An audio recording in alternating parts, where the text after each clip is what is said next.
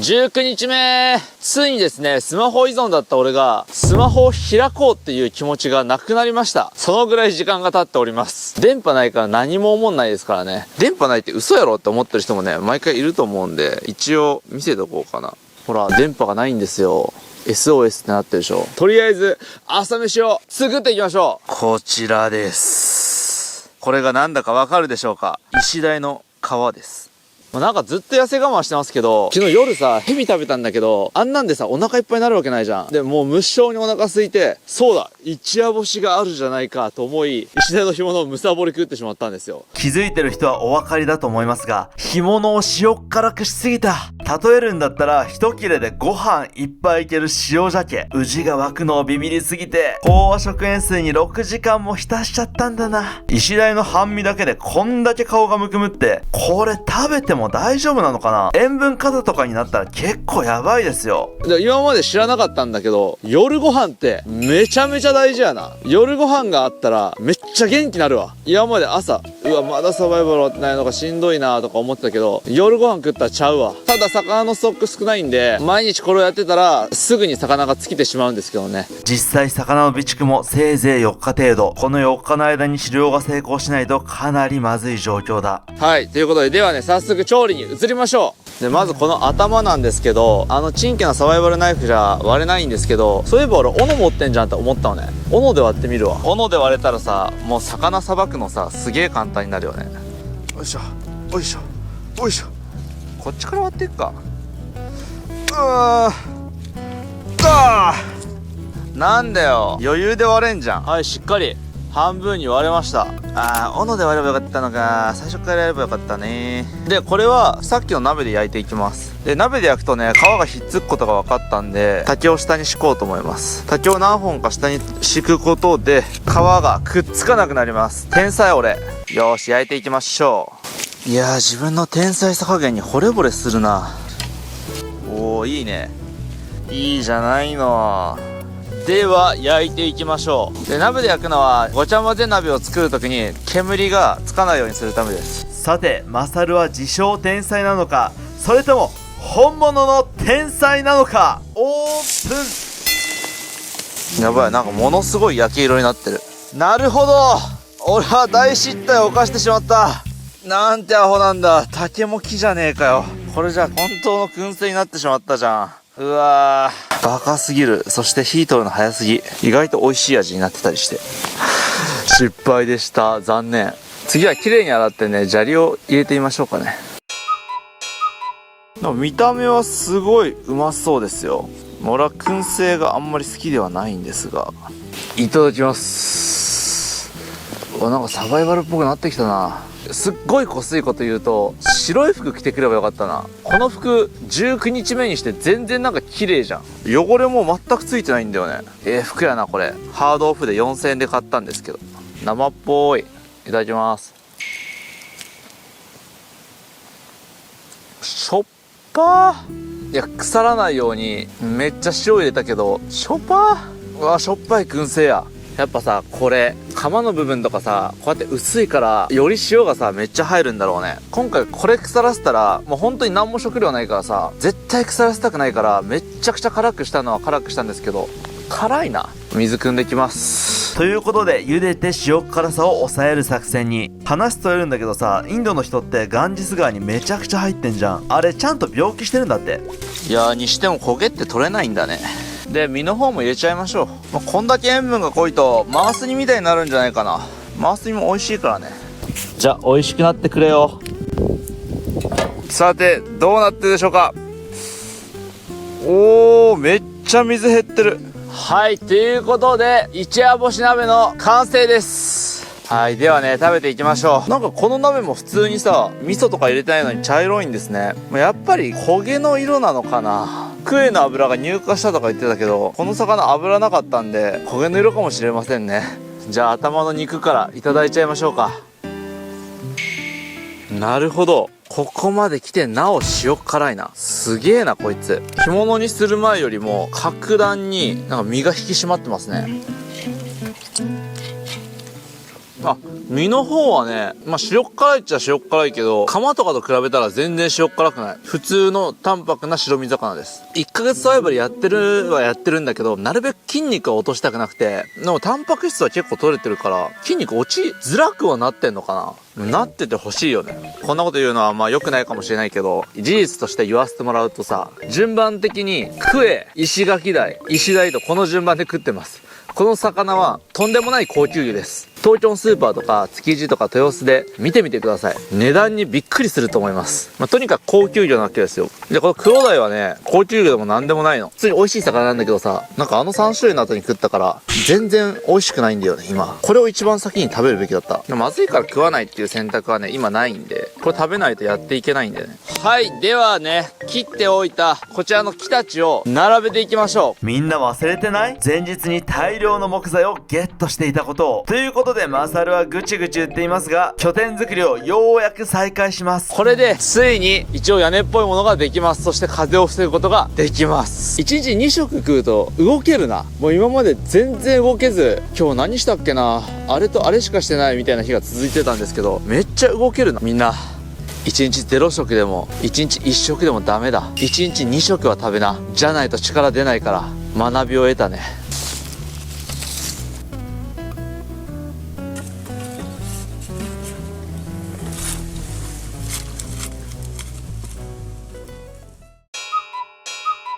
うわー、絶妙に足りなかったわ。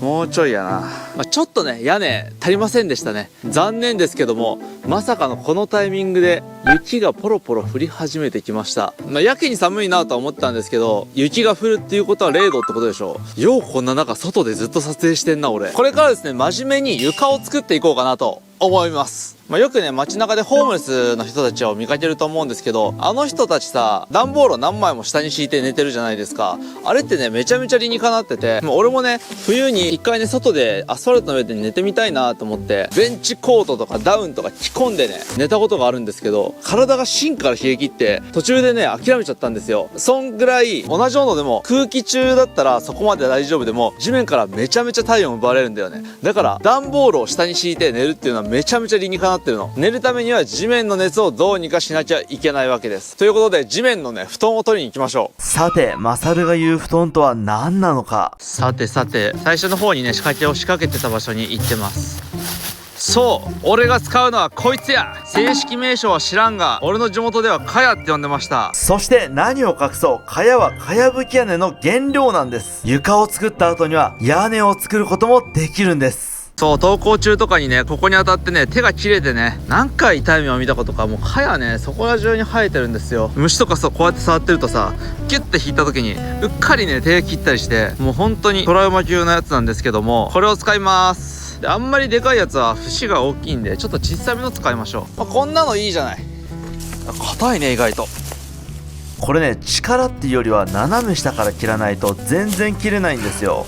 これマシェットの方が良かったかも。あなたたちこんなに硬かったのね。で、これをバケツに入れていきたかったんですけど、入りきれませんね。倒れちゃうわ。いや、満タンに入れればいいだけなんじゃ。とにかくこの茅一つ分を切っていきます。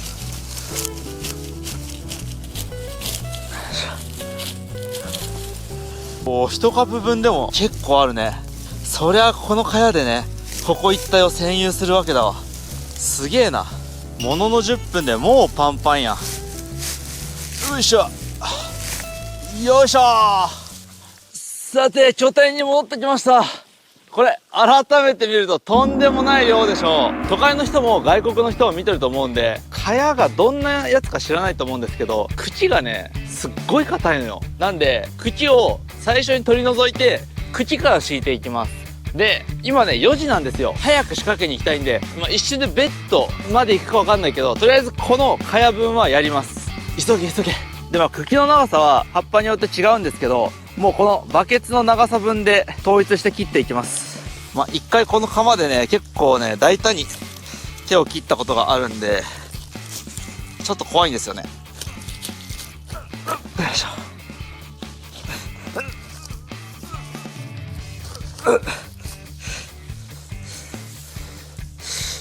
疲れるこれ。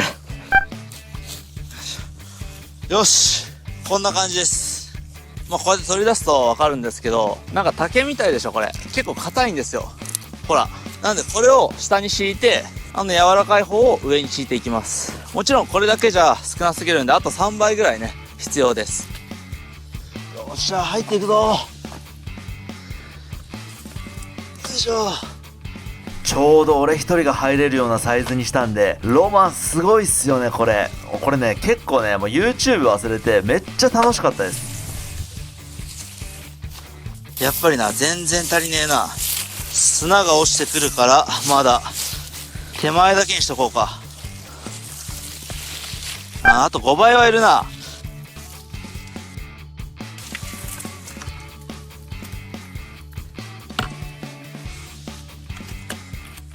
よいしょ。ちょっとさすがに中途半端すぎて嫌なんで、とりあえずあと3回取ってくるわ。まあ仕掛けもね、仕掛けるの上手くなってきたんで、まあいけるやろ。今16時10分や。20分で終わらせよう。さて、最初はうまく鎌を使いこなせなかったマサルだったが、徐々にコツをつかんできたようです。しかし、仕掛けを仕掛けるための準備はギリギリすぎる。一言も喋ってる余裕はありません。そして、ここからマイクがぶち壊れてる。悲しい。さて、2つ目を取ってきました。これもバケツのサイズに合わせて切っていきます。結構サイズ差があるんで、切る角度が重要でしたね。そんなこんなで形を切り揃えていきます。これはね、そんな重労働ではない。そして2回目の布団作り。やっぱ結構地面からね、熱が奪われるんで、できるんだったらハイジのベッドぐらいにしといた方がいいんだよね。やーっと戻ってきました。こっから足を突っ込んで寝るわけなんですけども、まあ段ボール1、2枚分ぐらいにはなったんじゃないか。3回目行くか。体力切れだけどな。罠仕掛けてから3回目行こうか。罠の方が重要だからね。なんか、今更ながらですけど、こんな薄暗い森の中にさ、平気で入っていくの。この1ヶ月サバイバルなかったらさ、俺もできてなかったよ。頭おかしいよな。帰り道わかんなくなったらさ、もう帰れないもんね。っていうか普通に怖いよな、この中入るの。今更思うけど。でもなんかもう何も思わない。さて、仕掛けてた獣道。前に獣道と思って仕掛けた道なんですけど、ここはね、全く、こうやって、おがくずが食べられてないんですよ。で、おがくずが食べられてないっていうことは、もともとは獣道だったんだけど、多分今は使用されてないんだと思う。そうなんで、これ掘り返して、これまた準備するのめんどくさいからそのまま利用します。さすがにここまで追い込まれるとマサルも脳を使い始めました。落葉の季節で地面全体に枯れ葉が覆っていました。しかしその中には不自然に枯れ葉が全くない場所があったのです。この地面が露出している場所に全てをかけることにしたのです。しかしまさかの警察沙汰に巻き込まれ1時間もロスをしてしまいました。さて山に来ました。蚊帳切る前にこっち来とけばよかったな。一眼じゃ何も映んなくなりましたね。はい、iPhone で映します。あんまりね、もう分かりづらいと思うんだけどさ、基本的にはね、こういう枯れ葉がこうやって積もってるわけよ。ただ、こっちとか謎にね、枯れ葉が積もってない場所がね、ずらーっと道のように並んでるんですね。で、毎日枯れ葉がバンバン落ちてるのに、枯れ葉がない道があるのっておかしいじゃない。で、これが獣道。で、俺は勘違いしてたんだけど、鹿は基本的に同じ道を通るらしい。一回誰かが踏んで安全だった道は安全だから。そういう風に歩いてるんですよ。だからこうやって同じ道ばっか踏むから、こうやって枯れ葉がね、なくなってるわけです。だから枯れ葉がないところっていうのは、最近鹿が通ってる場所。だからもうここはもう、こんだけ枯れ葉がないっていうことは毎日めちゃくちゃな量を通ってるっていうことですね。明日見に来る時にもね、見せましょう。ダメだな。時間配分ミスったな。ちょっと暗すぎるな。不本意だが明日やるか。iPhone のカメラってめっちゃすごいな。こんな暗いのに映るんだ。人間の目よりいいじゃん。インカメでも映る。すげえ。俺の目より精度いいぞ。まあとりあえずね、鹿に警戒されるんで下に降りましょう。なんで毎晩鹿は山を降りてると思います？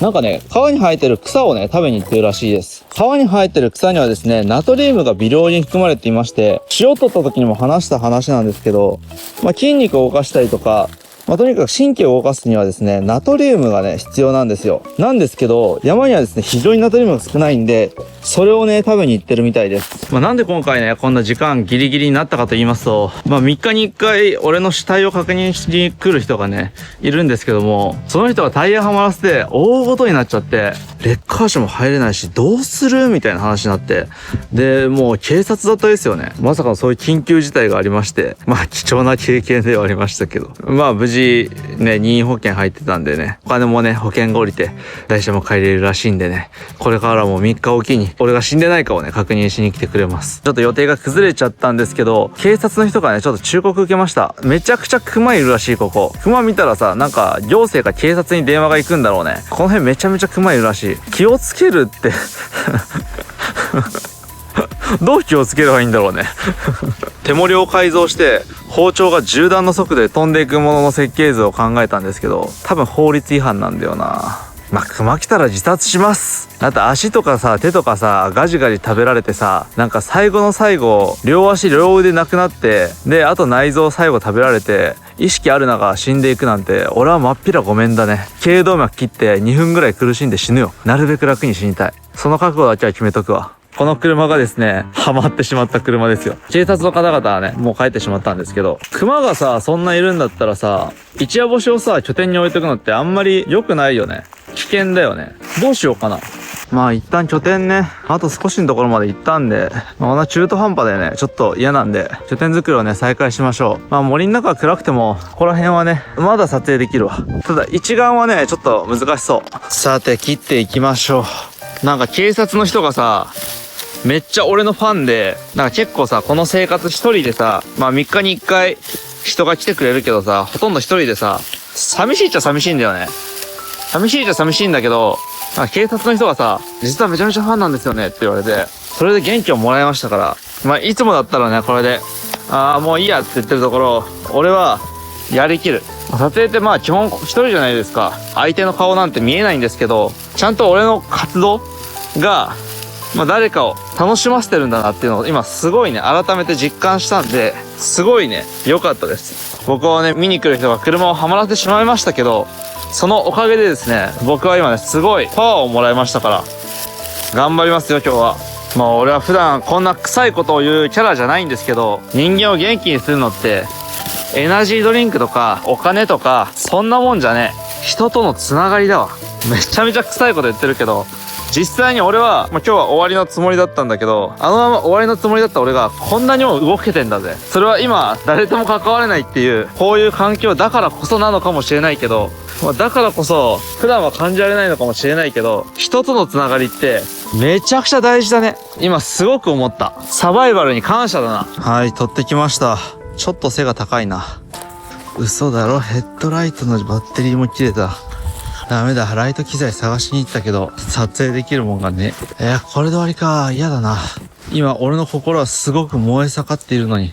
仕方がねえ。今日のメインディッシュをいただこうじゃないか。こちらだ。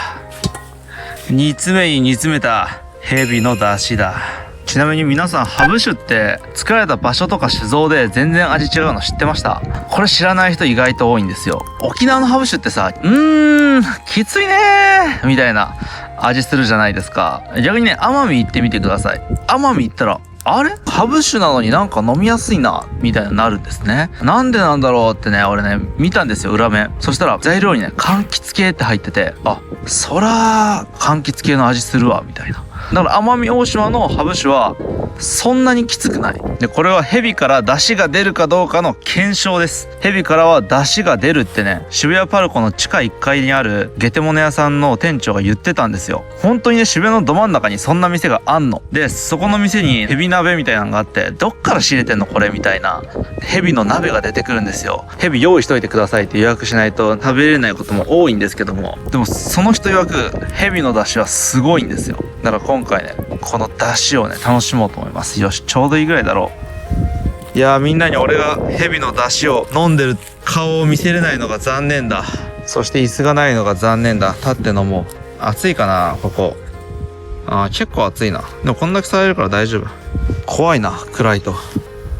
おー、なるほどね。しっかり出汁出てるわ。全部飲もう。うわ、うまっ。めっちゃうまいやん。なんか鶏ベースのラーメンってなんかあっさりしてるじゃないですか。なんかあれの味に近いかも。うまこれ。うわー、開飲してしまった。ありがとう、謎のヘビくん。あとは仮装してあげますね。というわけで19日目終了。明日は寝床を絶対に作る。さっき終わりって言ったけど今日マジで寒いわ。寒すぎて寝れないんだが。ガチで12月って感じになってきましたね。明日家をしっかり完成させないとね。なんか風が今までなかったから寝れてたんだけど、今日風も強いし、これ氷点下いってるし、これはやべえ。もう最後のね、今ライトを使っております。ちょっと反対側見せてあげよう。ライトというライトがね、すべてバッテリー切れになったので、パソコンの画面をマックス明るくして動画を撮っております。今回のね、敗因はね、手袋を持ってきてないことだわ。鹿が取れたら、鹿の皮で手を覆うものを作ろう。多分眠ることはできるんだけど、1時間ごとに目が覚めて、こうやって動いてないとね、寒いんだよ。昨日ぐらいまで夜10度ぐらいあったんだけどね、いきなりマイナスいく。あとはね、明日雪が積もってないことを祈りましょう。はい、ということで、19日目でした。